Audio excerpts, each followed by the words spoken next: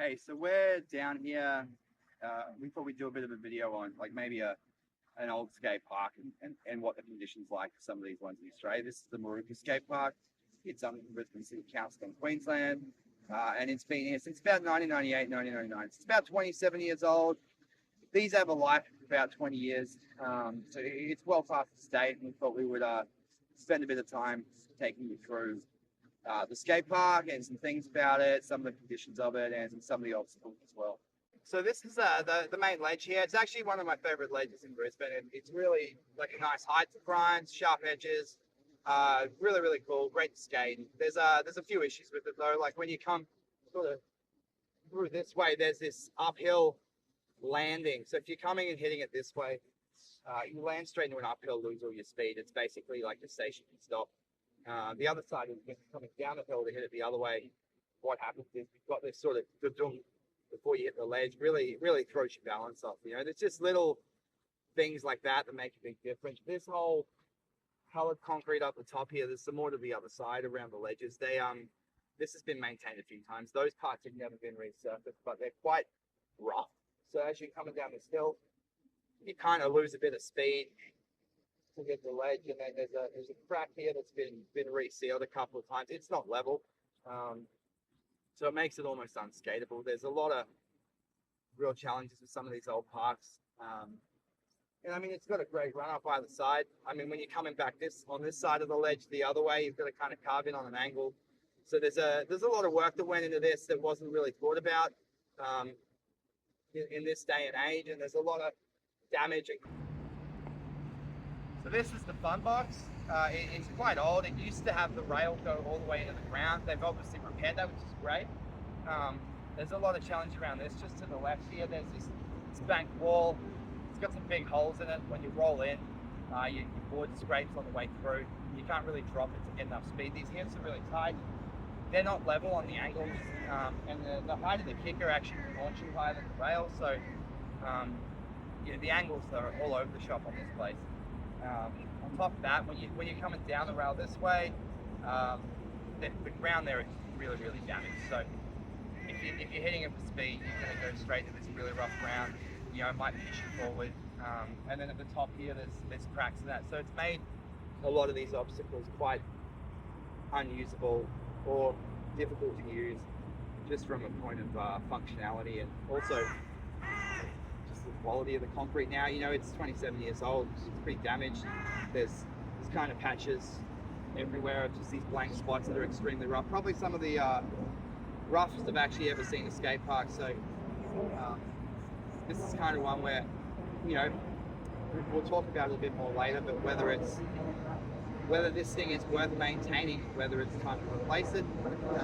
The whole facility itself is about 590 square meters.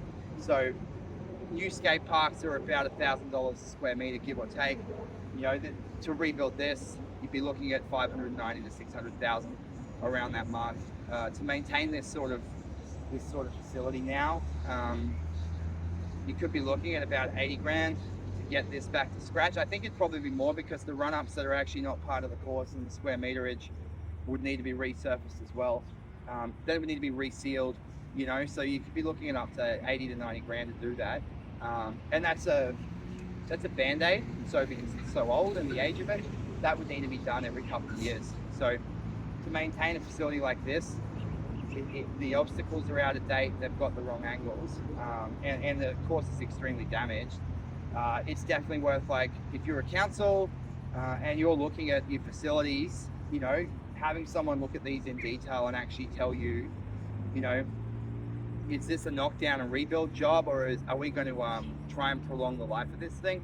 And there's not one shoe that fits. You might actually have a fantastic skate park that you could use to rebuild and do some great stuff with, and it might end up really well. But this one in particular, you know, like, they're using round rails now. This square rail is all the wrong dimensions, the hips are the wrong dimensions, the run up to everything's wrong, and the damage is pretty severe. So this is a prime example of one where you'd say it's probably about time to do a rebuild. Wasn't easy to get this angle, but you can see at the top here the where this sort of banks and things. There's no coping, so you've got this massive hole at the top. So if you're going to roll in and your wheels hit it, they are going to jam in. If you do manage to roll over it, the angle's so sharp that your actual middle of your board is scraping at the time. Sometimes you'll roll in fine, sometimes not. But this thing wasn't even meant to be a quarter pipe originally. It was just meant to be this blue footpath at the top, and this was going to be dirt. I think it was designed by someone who designed shopping malls, late 90s. So there's a fair bit of change on this, and they're a lot better than that these days. But I think this is a prime example of sort of it's had its day, and it's probably due for an upgrade. This part in particular is quite unique. You've got a couple of ledges here, and these ledges actually, if you can see, they roll all the way around kind of the nowhere end of the side of this water pipe hip. Water pipe hip's so steep, it's almost like a wall ride. There's no functionality of these ledges. Even ollie up, run that one. There's no speed, the run up short, there's dirt everywhere. You can clean the dirt up obviously, but the ground's really rough underneath that. So this is really hard on the side. The top of the water is sort of cracking out here. And then even this rolling bank on the side's got coping on it. So you just want to roll down and cut through. There's not really anything to do there anyway, but it also has things in place that make it even harder to do something on something that already doesn't have a lot of functionality. So this is the quarter pipe. It's just from a usable perspective. Like I've used this a million times. It's quite mellow, not like your standard quarter pipe size, and the coping's really sunk. So when I was a kid, it was great because you didn't hang up or anything, but you went to go somewhere else, you didn't know how to use a quarter pipe properly. This hole's crippled on the bottom too. The concrete slab and the quarter pipe are no longer level, so you've got a possibility of dropping in and actually having your wheels hang up at the bottom here. That's like the worst thing you can have on a quarter pipe. It's like a break at the bottom. And you can see here, like there's a pretty defined line. Like, that's not nothing. And it gets worse as you go over this side, and there's some bigger cracks as well. So like this whole thing, like quarter pipe with hips, they're a cool obstacle. They get used by BMX and skate and that, but this one, it's got no run up to it. It goes in a steep hips on the side. It doesn't have the right coping to launch. Like, it almost doesn't need to exist, and it's worth having a look at. If you've got local facilities, we know that there's going to be more like that out there that have these issues. So I think if you get an assessment done at your skate parks, or a strategy or an audit or whatever it may be, it's really good to look at these kind of things on a realistic perspective. Like this surface here, it's been maintained before. It's back to rough again. It's really difficult to maintain one at this age. So, if you look at the cost of building a new one compared to the ongoing maintenance, the other thing too is when you build a new one, you're not going to have this level of maintenance from the get-go, and you're going to get 20 years out of it.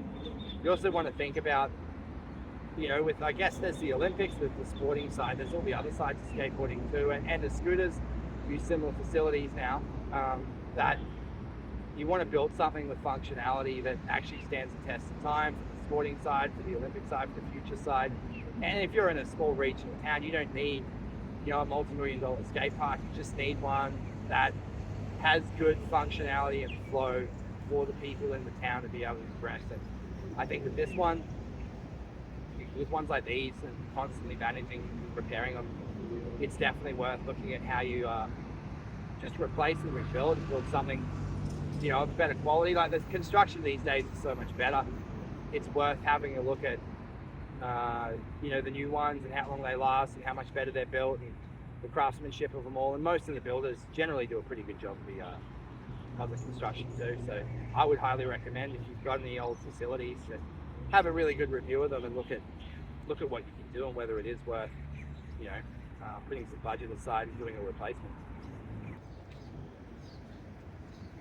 I could probably spend hours here going through every little detail. I don't think it's necessary. I think if you're getting someone to review your parks or an audit done, or you got a bit of knowledge yourself having worked there for a while, you start to get an understanding of functionality. Like here's just the last example. Like these ledges curve around, and they kind of curve into the grass over there. There's nowhere to land. This flat surface here, which is your run up and landing. So for some reason, when it has been done in the past, it's not been included in the maintenance. So this has never been resurfaced. even though it's a vital part of your run-up for these kind of ledges both ways. So this is really, really rough here. So as you come off the skate park onto this other surface, there's a big crack here where the concrete joints are splitting, and you just lose all your speed, and then you're hitting a curved ledge that kind of sends you into the grass.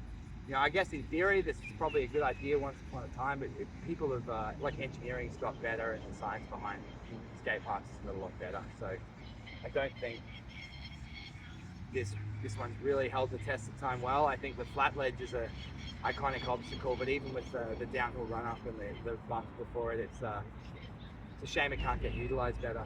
But if you're looking at parks, I think it's worth having a proper look. Some of these are just fidgety, and they are what I call a band-aid approach. So there's a fine line you walk where you go, all right, well, if we're going to maintain this over 5 years or 10 years, it's going to cost this much money. But if we spend, this amount of money on it, we can get a brand new park with modern facilities. The other thing here is this facility's got no shade. I mean, there's some trees here, but there's no actual shade shelters at the venue either. There's no toilets, and there's no surrounding parks nearby that have any toilet facilities as well. And the average skate park user is actually at the park for, I think, between 4 to 6 hours. They spend quite a lot of time there. So toilets are almost essential. I mean, it has got water over here. That's great. But these things, they need shade. They need toilets. If your region has an older demographic, we think lights are very important. That's where you get the older guys, do 9 to 5 coming down, and they get their skate in the evening. That's when people can train. If you're in Queensland, like here, or up north of WA, or even other places in summer, like Adelaide, where it gets quite hot, lights are pretty vital, because you're going to keep people out of the heat wave. They can go down at night, they can have a skate, and they can utilize that facility. I mean, there's a lot of great ones out there. I think we're really calling out a really bad example here, but it's good for people to know that patching these things up and repainting them and resurfacing and resealing and grinding the cracks out, it's great, but you definitely got to look at your facilities properly. And there's probably somewhere this is right across the road. There's houses full of families. There's 2 schools up the road. There's another school that direction. This would if this was a new park, it would be busy all the time. It's just not busy now because it's not safe. And I think the amount of money it's going to cost to maintain this for nobody to use is probably a time for change. And this is a great example of where they're worth investing the money in a new facility. We'll keep updating on things like this. We'll give you some good examples of parks, and just keep watching the YouTube channel. We'll really try to put some more info out that helps with skate parks too.